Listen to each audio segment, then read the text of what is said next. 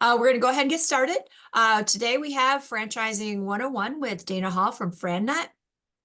He gives this presentation for us about once a quarter, and it's full of fantastic information if you're thinking about deciding whether buying into a franchise is right for you and all the ins and outs. So lots of great information to share with you today. So as we get started though, if you're new to SCORE, we'd like to let you know what we do. We offer information to small business owners and those that are thinking about starting business, and we do that in 3 different ways. The one is sharing information through our website, score.org.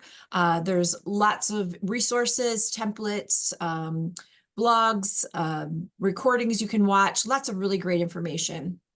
The other way we do that, sharing information, is through our workshops and webinars. Most are online, but we do have a few in person on occasion. So please watch for our newsletter or look on the website to find the workshop or webinar coming up next.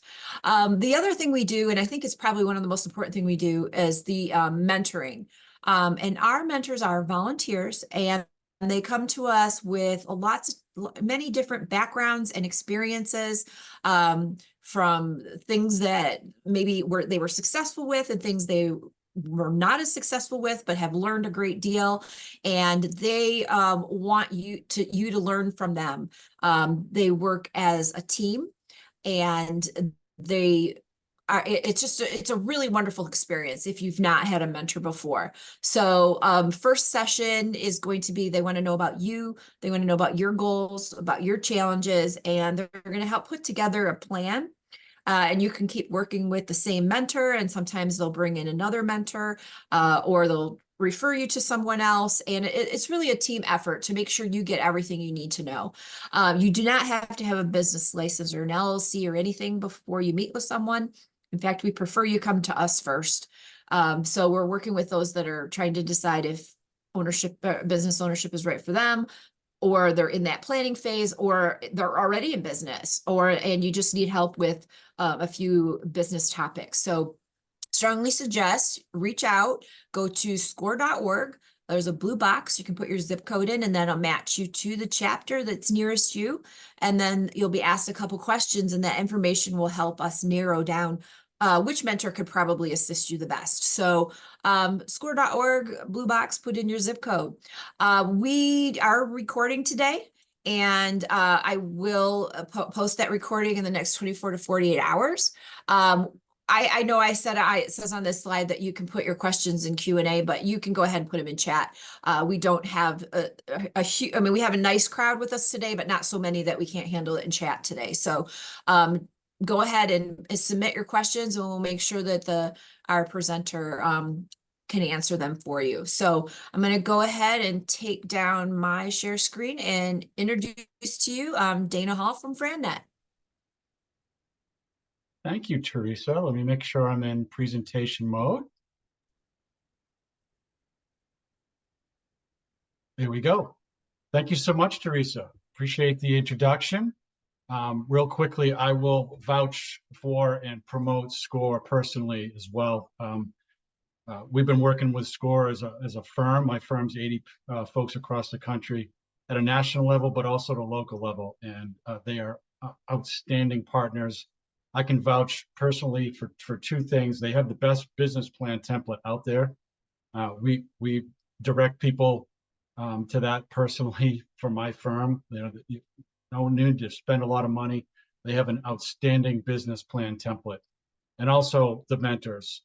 These, as Teresa mentioned, these folks are oftentimes C-suite folks that are retired, seasoned business professionals in all areas of expertise: finance and accounting, business development, marketing, operations. They're tremendous people, really sharp, and you can't beat it for free, essentially.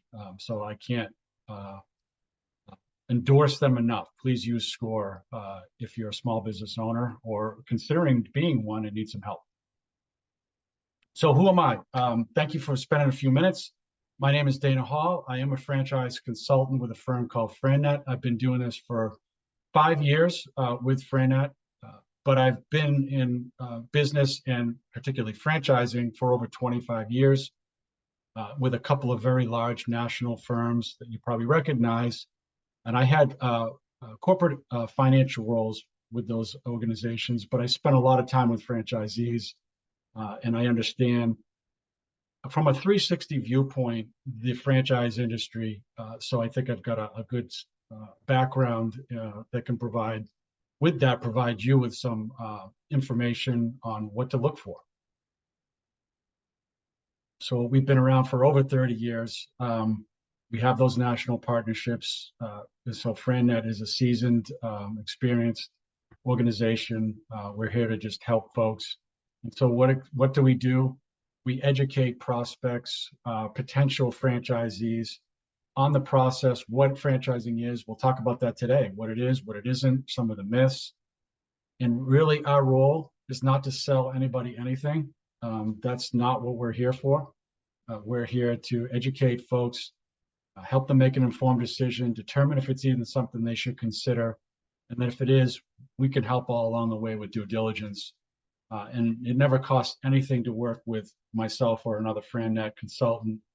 How we get paid ultimately and how I make my living is if somebody does become a franchisee, the franchise company would pay me a commission. So there's no upcharge to you. It doesn't cost you anything for me, or you're not paying more for the franchise by using me. So it's a win-win-win for everyone. So what are we going to talk about today? A little bit about the why, your options for being a business owner. This isn't just franchising. We'll talk a little bit about pros and cons, but specific to franchising, what are some of the myths and realities? And then, what are the next steps? This is probably the most important part to sort of get your head around. What are the things I should be considering? And we'll talk about that. 1 second, I want to advance this and we'll get going. So the why. This is probably the first question when I talk to a potential client, trying to understand their situation. Where are you in life? What is it that you're doing? Are you working? Are you not working? What are you trying to achieve? And for everybody, like we all want to be successful, right? Well, what does that really mean? It means different things to different people, especially at different times in their lives and their career. So what I want you to take away from this is these are the things that for me, for 5 years, and for FranNet over 30, the common themes of why somebody would consider owning their own business versus some other endeavor, a typical job, or some other work situation. Fulfillment, flexibility, being independent, having control, not being laid off anymore. I get a lot of folks that have been in certain industries where that's common. Money, certainly, being able, what does that really mean? Being in control of it, potentially, maybe building true wealth and not just a paycheck. And ultimately that could be financial security. So these are all sort of the reasons. You kind of have to determine what is important to you, what that success means, which components of these mean success for you. But this is just what we hear very, very regularly of why people are considering being a business owner. And so if you want to go that route, what are your options? Certainly starting from scratch. I always joke, this is America. This is the, American dream, so to speak. So there are plenty of people that have an idea in their mind and start from scratch and always wanted to do that one thing that they don't think somebody else is doing or not doing the way that they envisioned it. So starting from scratch, buying an existing business, much like homes, homes get bought and sold. So do businesses. So people retire. We'll talk about it, but buying an existing business is a way in to being an owner. And then, an offshoot of that buying an existing business is being a franchisee, buying into a franchise model. Now, that could be a franchise that's already operating, or it could be something, a brand new location or territory. We'll talk about that. This is essentially your three options. Now let's talk a little bit about the pros and cons around. This is not an exhaustive or exclusive list, but some of the biggest things to think about.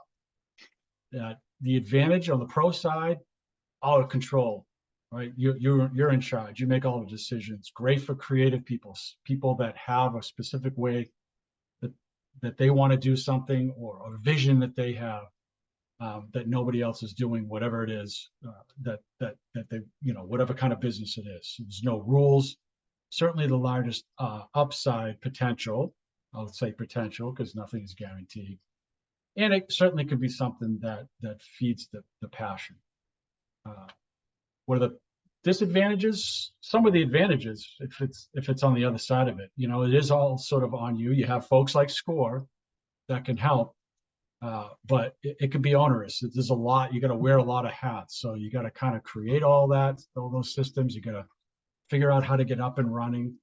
There's so many different components to running a business, no matter how small or uncomplicated it may seem. You still need to promote the business, financially manage the business, potentially have employees, and how do you hire and create an environment and a culture and train them? There's just so many things to think about. So that can be overwhelming, potentially. The financial part can be difficult, just because banks aren't looking to lend money to an unknown entity, so that can be a struggle. It does take longer typically to get something up and running because you got to kind of figure all those things out that I just mentioned. And relatively speaking, to an existing business or a concept that has other franchisees that's already been built out, a business model, it does tend to have a bit of a higher failure rate. What if you bought an existing business? So again, like a home, they get bought and sold. I'll preface the advantages with a good business. And what does that mean? Well, a business that is profitable, a business that has a track record and a reputation and a history of operation, right? So in a good business, there should be certainly goodwill with customers or clients. You're going to have actual financial results, profit and loss statements, balance sheets, tax returns. Those are all great things to, when you're going through discovery and due diligence, you want to be able to see those things, see the track record of the business financially. It is attractive to lenders because of that. So that's something that you can borrow against and they'll lend to. There should be a market established with customers, possibly even employees that will come with the business.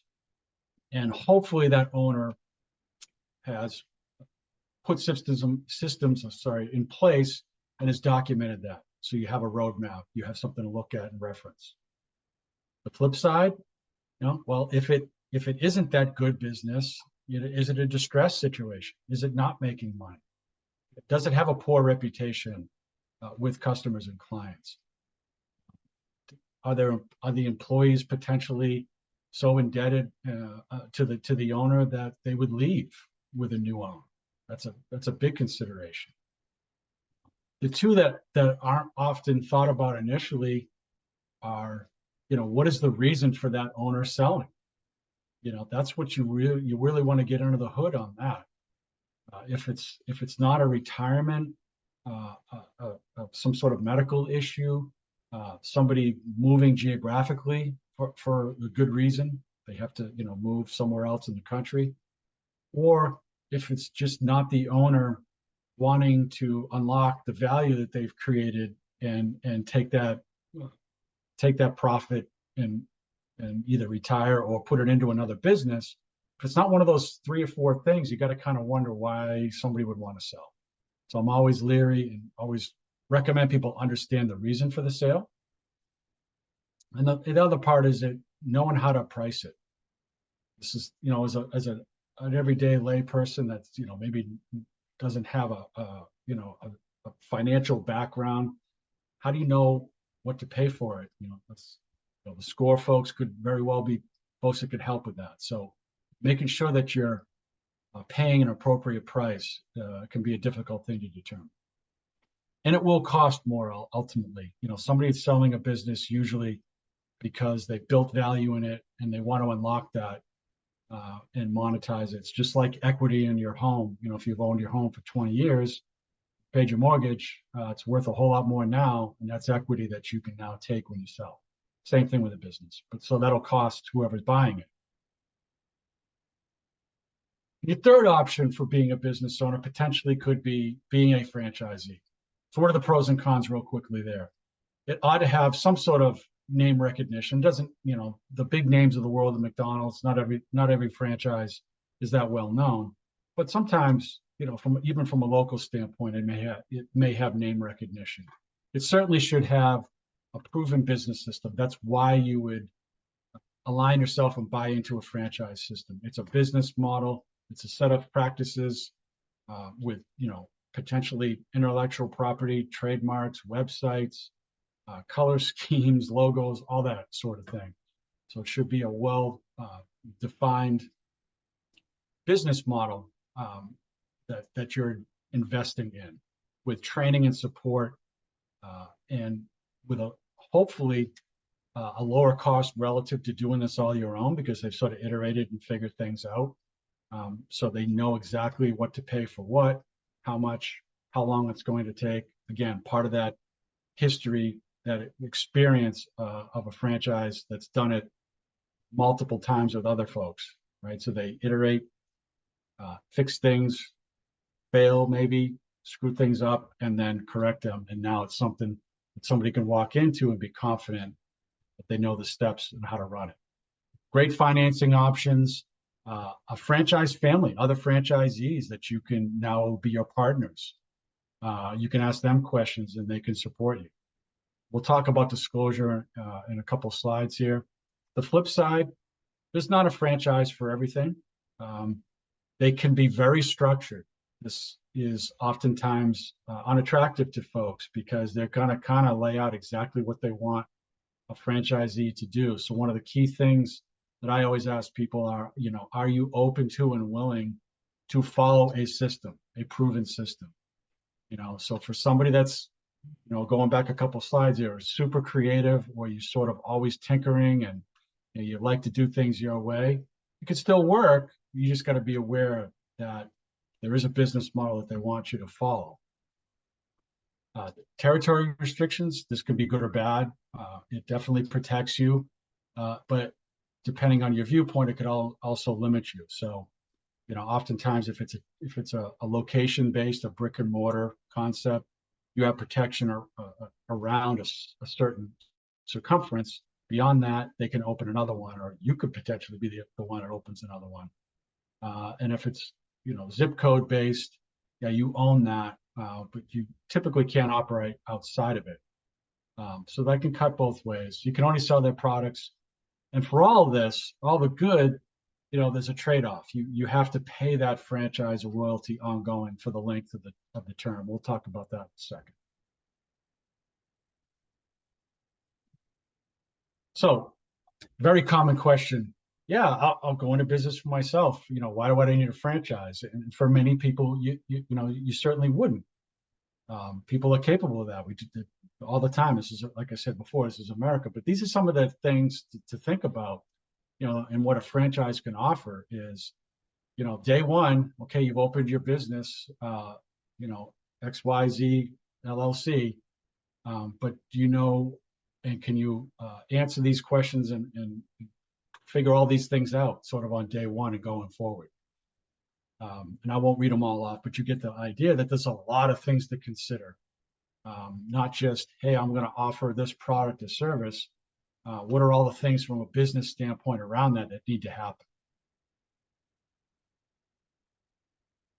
So what is a franchise? You know, we that term gets used in a couple different contexts. You know, if you watch movies, if you like movies, there there are movies that have, you know, multiple iterations, you know, like 2, 3, and 4. It's the Star Wars franchise. There's a half a dozen movies, and there's all sorts of stuff around that, right? Merchandising and products. And, you know, for our purposes, from a, you know, very narrow legal standpoint, a franchise business is very simply a license to use that model, that name, trademarks, the products, how they go to market, the business systems, the relationships they have with vendors, with national partners, all that in exchange for you're going to pay an initial franchise fee. And then, as I mentioned, typical franchise agreement is roughly 10 years. So you'll pay them royalties for that time. So over that period of time. So it's a trade-off. You know, you've got this business system in exchange for that initial fee and royalties. I talked about disclosure. This is one of the unique things to franchising in terms of your ability to do research and due diligence. So to be a franchise legally in this country, it requires a few things. It requires you to file with the government and have a manual. And this franchise disclosure document is very detailed. It's a couple hundred pages long in many cases. Lawyers are involved, so there's quite a bit of language in there. So it can be a little daunting, but it's also intended to be a good resource when you're researching a franchise business.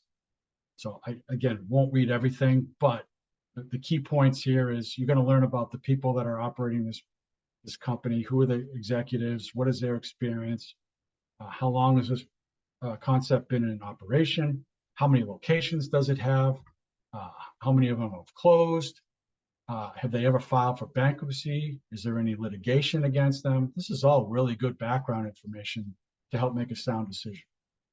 What's it going to cost me? We talked about that before with buying a business. It could be a little tough to understand what to pay for it.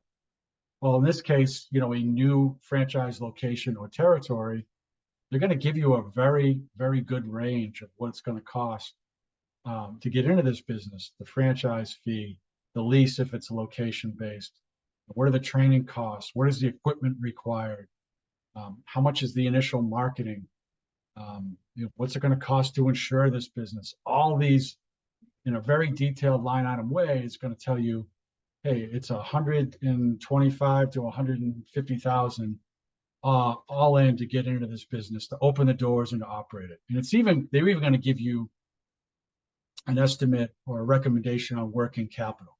And working capital is simply a pool of money to operate the business before it can sustain itself. Day one, you're paying employees, you got to buy inventory. You're not making money day one. So you need money to stay open and operating until the business can sustain itself. So they'll even have that recommendation. Tell you about the royalties, how much they are, how they're paid, what that looks like. Contract is going to be in there. It's going to talk to you about your territory. What is that protection? How is it defined?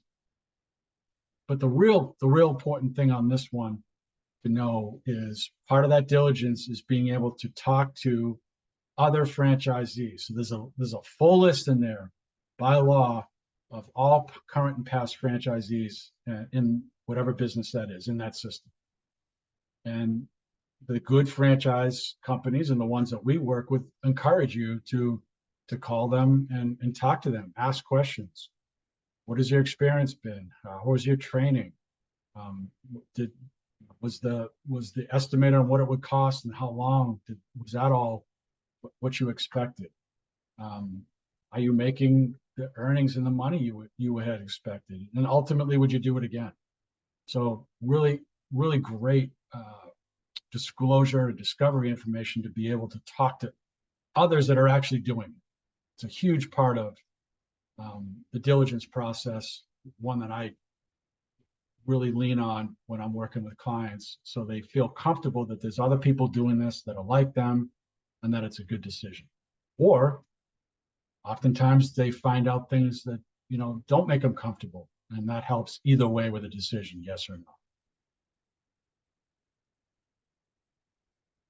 See any questions yet, so I'll plow forward. If anything I'm not addressing or anything you want clarified, just let us know. So some of the common myths. This is certainly the first one. When you say franchising, first thing that comes to mind is Subway and everything we see on TV and driving around. And those are certainly the most visible. Some of the biggest companies. Not every company is $1 billion McDonald's. It's a huge organization. There are franchises in a wide spectrum of sizes and shapes and industries. And what's mind-boggling still to me after 5 years is that well over 3,000 different franchise concepts in the United States, in 100 industries, and well over 1 million units. It's probably, as of 2023, I think it employed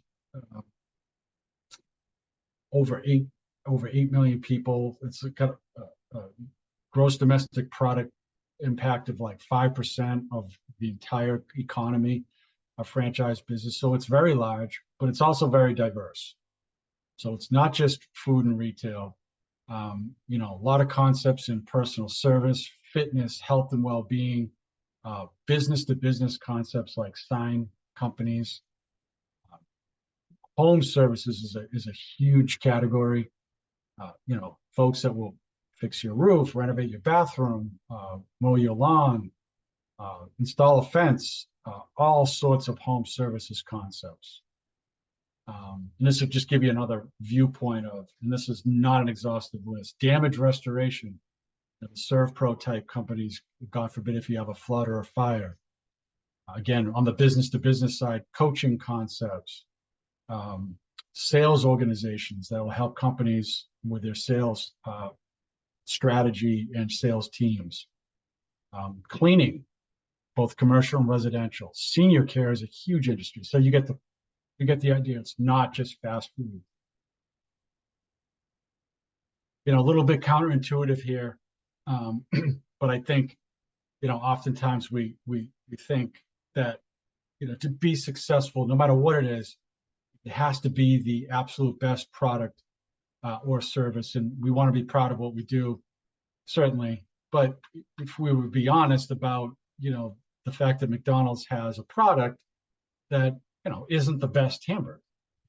However, it serves a purpose. It's very predictable. It's well done for what it is. And the reality is what they're really good at is all the systems around that, we'll call it average product. If they weren't really good at doing all these things and just had an average product, they wouldn't have 13,000 locations. So they took a concept, met a need, and they were able to replicate it thousands of times because they're disciplined and they had a business system and they were really good at executing these things. They're great marketers. They're fantastic trainers. The number of people that started out as a crew person that became, a vice president of operations 20 years later, they really have excellent training. And all the back house stuff. Now you don't see that, but if you don't do it and do it well and have a system for it, you can fail real quick when you don't have that back office support. So that's really what solid franchise companies are really good at, is they'll take a system, a product or a service, whether it's best in class or not, but they're able to replicate that system successfully many times over.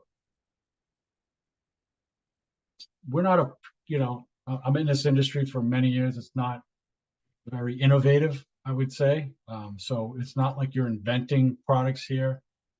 So how ultimately in a local market the franchises become real successful, and it's about recognition, of that brand, being aware, but it's about going into a market and saying, okay, there's competitors here. We don't want to be where the competitors are, but again, counterintuitively, that's where the market is. That's where the people are. That's where the clients are. That's where the business is. So if you have a good model and you execute it well, you will extract your market share out of that. McDonald's, isn't the only one selling hamburgers in any given market. But as long as they do what they do really well, that they can extract that market share.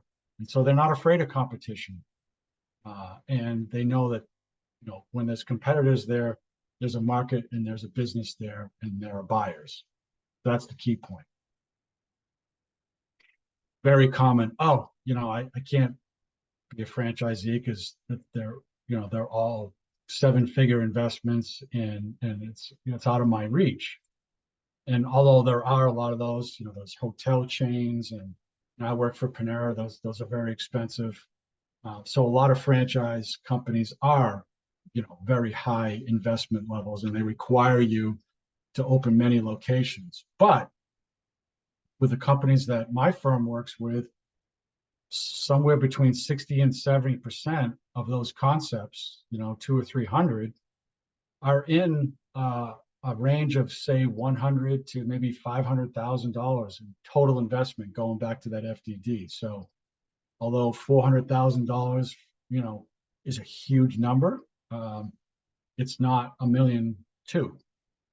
So it's more approachable than I think most people believe, particularly if it's a service business that doesn't require a building, doesn't require a location, doesn't require a lot of equipment. Restaurants, because I worked them and I worked in them, and I know they are some of the more expensive concepts because of the location and all the equipment required. But if you're a company that provides a home service, it can be a very light asset situation, and it's not very expensive to get in. But as we'll see in a minute, the returns can be strong. So not everything is $1 million investment. How does that work, by the way, for, okay, I want to be a franchisee, I want to do this. Do I have to have a check for the total amount? And again, going back to a house, it's very similar.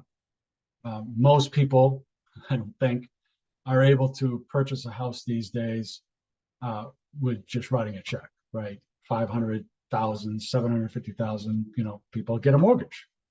And it's very similar here. You need a down payment.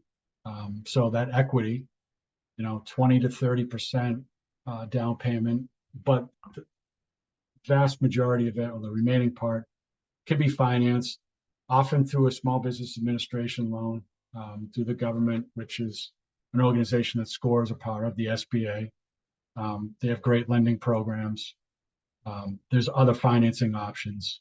So the point being that it doesn't require the entire investment to be in cash. So what might some of those other sources be? The obvious: savings. A rich uncle is always great. But truthfully, most people are in either an SBA loan, a combination of these, an SBA loan. I've had clients use a home equity line of credit to fund a portion of it, maybe not all of it. A securities-backed line of credit, it's also called a portfolio loan. That's if you have, a stock and bond type portfolio, you could borrow against that instead of having to sell the securities, so that becomes the collateral. Sometimes there's seller financing if it's a resale. The one that's not commonly known is a 401k IRA, or my wife's a teacher, it's a 403b. Any of those, they call defined contribution programs, where you're saving for your retirement. You can use a portion of that without incurring the tax or the penalty that the government would hit you with if you weren't 59 and a half. You can take a portion of that and invest it in a business without those taxes or penalties. It's been approved by the IRS for over 40 years. And the reason they allow that is two things. One, they want people to invest in themselves and to run businesses. That's America, right? But they also employ people, and they also pay taxes. So the government likes taxes, and they like people employed. So you can take a portion of that to invest in a business without the taxes or penalties. Commonly not known program. These are just a few companies that do that, and I would assist folks with on that part of it. I alluded to this one earlier. I think it's a common thing to say, okay, the more I invest, the more I should make, and that's intuitively, an accurate thing. But the reality is, there really isn't a correlation. There's no linear, perfect, mathematical formula that says if you invest this much, make that much. There's so many variables. A lot of it does um, depend on the owner and how competent they are, how willing they are to follow the system, how hard they work, the territory they have.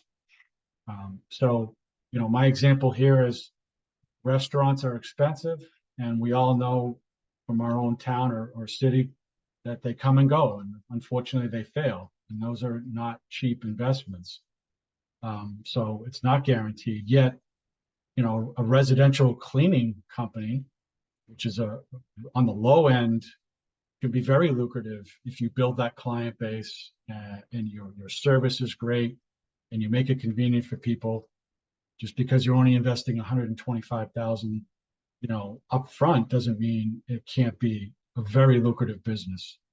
So don't equate how much you invest with how much you can make. You got to do the diligence with the company and talking to other franchisees, but that's not an automatic. That correlation exists. It doesn't exist. This is my second favorite, and one that often people assume is that if I'm going to own a Meineke car care center, for instance, that I need to come with a background in fixing cars, or I'm a certified mechanic. If I'm going to own Gray Clips, which cuts men's hair, at a reasonable price, that I should have a barber's license, and that be my background. And it's just not. It's not true. There are a couple of businesses where they would want somebody to have that direct experience or even work in it. But the vast majority of the companies we work with are looking for folks that, number one, are willing to and will use their system and follow it. And as an owner, they're looking for folks that have these sort of executive leadership skills or transferable skills from their past. So, they're looking for folks that know how to hire people, train them, retain them, treat them well. They want people with great communication skills, people that can financially manage a business, maybe people that are great at business development and sales. These are all transferable skills to said business. What it does, whether again it's fixing cars or cutting hair, you're going to hire people to do that. You're the owner. You're going to be managing and growing the business. So not working directly in it at that skill level basis. They're looking for executive type folks that can run the business. So given that, what are the different options in terms of what my day in the life might look like? So the most obvious is, you're an owner operator, you're in it every day. This is your full-time endeavor. So it doesn't mean that, again, you're going to be cutting hair or fixing brakes, but you don't have a job on the side or anything like that. This is what you're doing is inserting yourself in the business in some way. Again, that could be you're selling, that could be you're financially managing the business, that could be you're managing a manager, but you're directly involved in growing and developing and managing the business. The flip side to that, there are companies and there are business models where the franchisor, which is that parent company, the franchise company, let's call it a franchisor, the person that owns an individual location is a franchisee. The franchisor is looking for somebody that has all those skills I just talked about, but doesn't intend to be there every day, and maybe has either another endeavor, they're a real estate agent, or maybe they have a full-time job, and this is going to be sort of a side gig, creating supplemental income, maybe diversifying a portfolio. I have a client right now who's got a couple of different things already going on. He manages some properties, he has his own investment portfolio, and he's looking for a business where he can manage a manager who's going to be there every day managing it. And then for him, it'll be that side income. Now, you got to pay the manager, so that, it takes a little away from the profit, but that's all part of the model. And they're looking for folks that don't want to be, in it every day. They're looking for folks that are more investors that are going to manage that manager who's going to be there every day. So there's a couple different ways to be a franchisee. What is there one certain type of person or background? There really isn't. I mean, this is just a sampling of folks that I've worked with over the last couple of years. So they come from uh, different backgrounds, different industries, different not interest levels, but different abilities. So it's not just folks with financial backgrounds. It's not just IT. They come from all sort of walks of life. A lot of husband and wife partners in that. The one thing I would say that there is a commonality is that they're folks that are realistic and understand what it's going to take, that it still work. I guess another one of the myths that I probably didn't include there was the franchisor company, they're not doing the work. They have the business model, the support. You're still a business owner every day and gotta show up and work hard and be involved and develop and grow and manage the business. So if people are willing to do that and have a little bit what I call grit and are realistic, any walk of life can be successful. The whole key is with a franchise concept is that you are a business owner, it's yours, and you operate it, but you're not completely by yourself. You have that franchisor with support. Depending on those there's some franchisors that have huge headquarters staffs where they have call centers that help you book appointments and they manage the websites. They have operations people that come out and assist you. They have marketing teams. So it's that you're in business for yourself, but not by yourself, because you got that franchisor help and support and assistance, and then the guidance and counsel of other franchisees. We're going to be your peers. So there's two different levels of assistance there. So the last section here is some things to think about if this is a true consideration for you. And I start with always, what does the business do? And what am I going to do as the owner in that business? Here's my example. I had mentioned already a couple of times I worked for Panera Bread. A lot of, obviously, bakers. It's a core part of that organization that was born out of founders' love for baking, believe it or not. And every location is actually a bakery. There's a couple of kiosk locations, but they have the equipment, they have all the ovens and everything there, and they bake. They come in overnight, 10 at night, leave at 6 in the morning, and all that product is fresh pretty much every day. And so bakers love what they do. They love to get their hands on dough and bake things and create. And I've had a number of them say, my dream one day is to own my own. And that's great. But the key there is well, are you going to bake as the owner? Well, yeah. Well, who's going to do all the other things it takes to run a business? The owner, it's buck stops with the owner, right? So you got to hire people, you got to train them, you got to manage them, got to order the food, check in the food, make payroll, deal with the landlord. It goes on and on. So a baker that loves to bake and wants to physically be the baker can own a bakery. That's fine, but be real about who's going to do all those other things. Is it going to be a series of other employees that you hire? So really knowing where, as the owner, you're going to be able to insert yourself. What is your expertise? What is your skill? And where are you going to be in that business? Because just being a baker and loving bacon and opening one and not knowing where all that other work is going to get divvied out to can be a tough go. So the second thing would be to do a little bit of what I call self-inventory. What is the why? What do I want different than what I'm doing right now? So having that, that bullet point list of what is important. And you can read these. These is a different version of some of the stuff I talked about earlier. Got a lot of people that said, I've never been involved in my community, for instance. I think that's important to me going forward. I want that to be a critical part of whatever this business does. Time for family and interest. We've heard, work-life balance. We've heard that term a lot, and it probably gets overused. A business is hard work, right? It can be a lot of hours, but it could be on your terms, right? It's not when the boss says I need to be here, it's when it needs to get done. So there's flexibility there.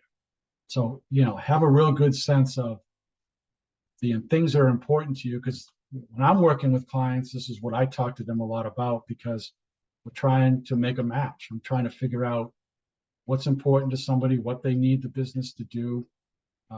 And so that these are critical components of whether I choose this business or that business.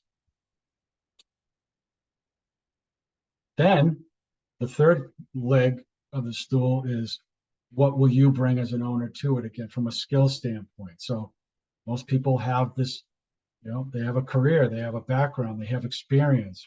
Where was all that? And what can you bring to it? What expertise, what transferable skills can this owner now implement and be a part of this business? Be great at sales and business development. Okay, let's find a business that really leans on that and requires that. Is customer service your background and your passion and your love? Okay, what series of businesses really require a heavy focus on serving the customer? If you've got financial management, or again, hiring, training, and developing people, what business is really going to require that heavily of the owner? Or is it, logistics, operations, and overall management? So again, these characteristics, for some businesses, they don't require a heavy sales and marketing ability, because there's either a lot of advertising or marketing, and the business comes to you, you just need to operate effectively. So maybe that's a bad match if somebody loves sales and is good at it, but the business doesn't lean on that and doesn't need that as its a core function of the owner. So knowing what you as the owner are going to bring to the business is a key component of figuring out what business makes sense for you. And then the fourth leg of the chair, just what is the day-to-day? What does it look like? How many employees? Are you, in a 3/4 zip or a suit? Is it something that's a service or a product that you're going to be offering? What kind of customers are they? Are these end users, or like what they call B2C, so business to customer? Or is it business to another business owner? Again, my sign company example. So what does that day-to-day, day in and day out look like? Are you commuting? Is this out of the house, or is that a location? Does it have a lot of employees, or just 2 or 3 key folks? Again, these are all things that you're going to want and to know and to feel good about, because through 2, 3, 4, 5 years, you're still going to be doing it, and you want to be happy and comfortable doing it. I know, a little bit of an abrupt ending, but that's just a 101, a top line of what franchising is and isn't, some things to think about, some things to consider. And I'd always be happy to have a conversation or to clarify anything or answer something that I totally did not address. I'm happy to do that now, or Yeah, at any time. Yeah, if anyone has any questions, please throw those in chat. We can get your questions answered right here in the moment. Do you know of any nonprofit franchises? Oh, that's a good question.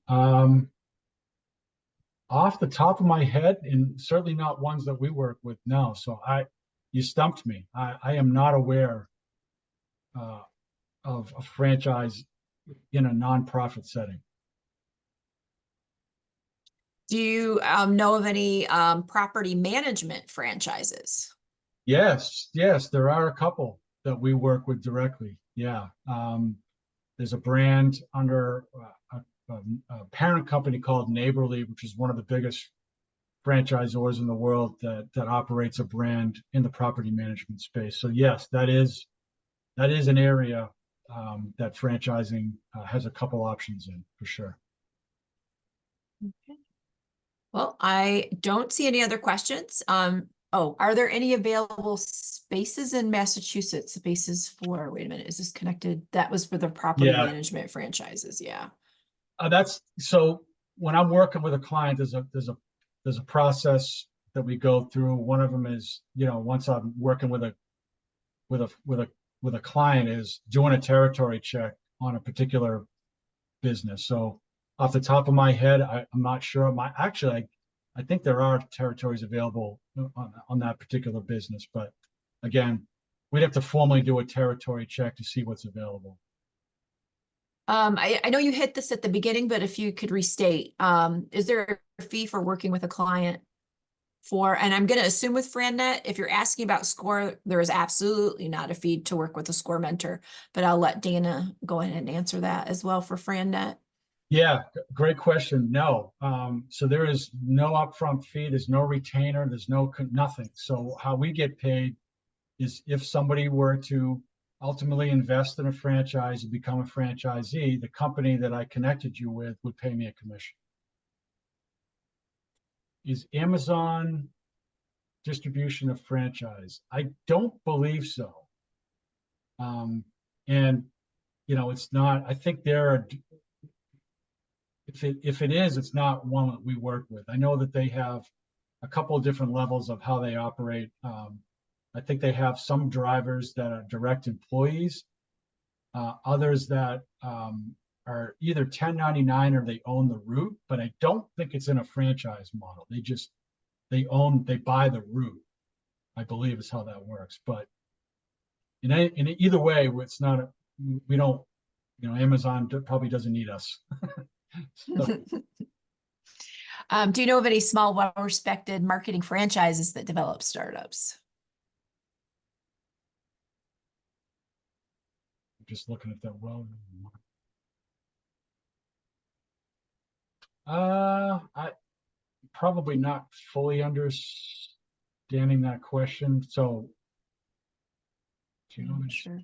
well-respected marketing that develops startups? I mean, I don't. I mean, we certainly, there are digital marketing concepts that are franchise that we work with, but they're working with other businesses. So think about it as outsourced marketing. If you were a law firm and didn't want to hire somebody to do all your marketing, you outsource it.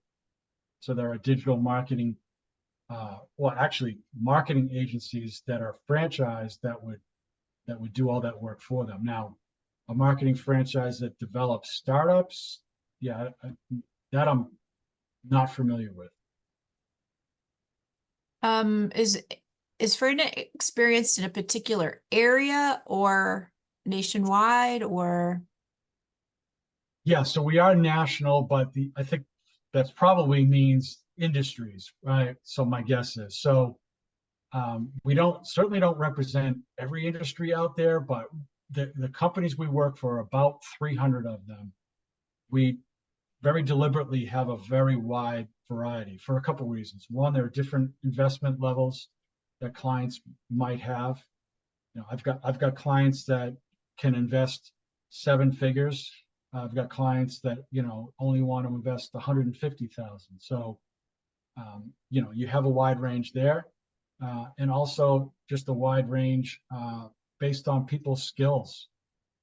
So the skill required to run a restaurant is different than the skill required to run a roofing franchise. So we have a very widely diverse set of companies. So I hope that helped. I mean, all manner of concepts. So the one common thing among that is, my firm has a team at our headquarters that do a fair amount of vetting of the companies we work with. So whether it's a roofing company, a donut van, we've got a company that sells donuts out of a van. It's pretty cool. We want to make sure that these are companies that are established, that are well funded, that have experience, that aren't, fads or are going to flame out. Nothing's guaranteed, but we do at least some background on the ability of these companies um, to grow, to add franchisees, to be successful, and to not, be here, gone tomorrow. Do you know of any franchises that offer incentives for minority owners? Yes. So probably 1/3 of the companies we work with, maybe a little bit more, and in general, even if they're ones we don't work with, they have actually I don't know, certification is probably not the right term, but the International Franchise Association. So if anybody wants to learn more about franchising beyond me, you can go to ifa.org. Huge amount of information, great website, great organization. They have what's called a vet fran program. So it does give many companies give discounts to veterans, so military veterans, but also to minorities, both ethnic, racial, and women. So there are often discounts on the franchise fee for those folks. Can you put that into the chat, please? The name of the website? Yep. Thank you.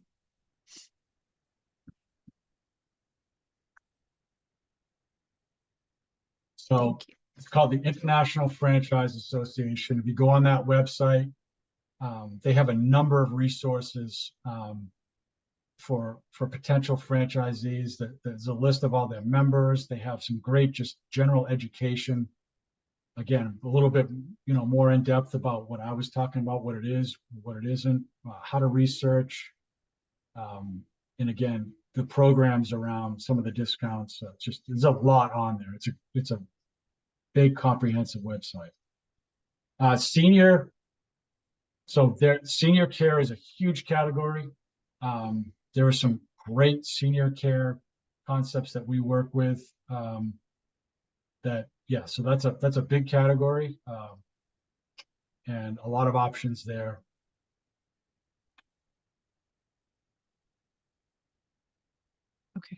Okay. Well, I think that covers all our questions for today. So I want to thank everyone for joining us. I want to thank Dana for sharing what he knows. Or did you have a few more things to add, or are we? No, I was just scrolling through the chat to make sure I didn't. Okay. And then I scrolled on the wrong thing. Okay. All right, great. No problem. So thanks everyone for joining us today. Thanks, Dana. You have his contact information. You can also reach out to a SCORE mentor. We do have some SCORE mentors that can talk to you about what, that have had franchises and they understand what that day-to-day is like. So yeah, thanks everyone. Have a great day.